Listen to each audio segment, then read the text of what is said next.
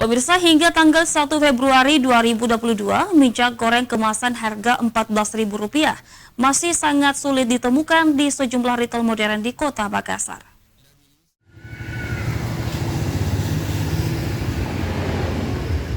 Hari pertama pemberlakuan minyak goreng kemasan harga Rp14.000 per liter di seluruh retail modern dan tradisional, stok minyak goreng di sejumlah retail di Kota Makassar masih sulit ditemukan. Berdasarkan pantauan tim liputan Celebes TV, di sejumlah retail modern di Kota Makassar pada Selasa pagi, stok minyak goreng dengan harga Rp14.000 per liter mengalami kekosongan.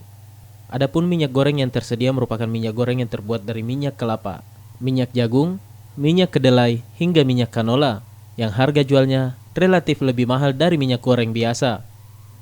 Sebelumnya, Dinas Perdagangan Provinsi Sulawesi Selatan mengadakan pertemuan dengan pihak Aprindo dan distributor minyak goreng pada Jumat lalu.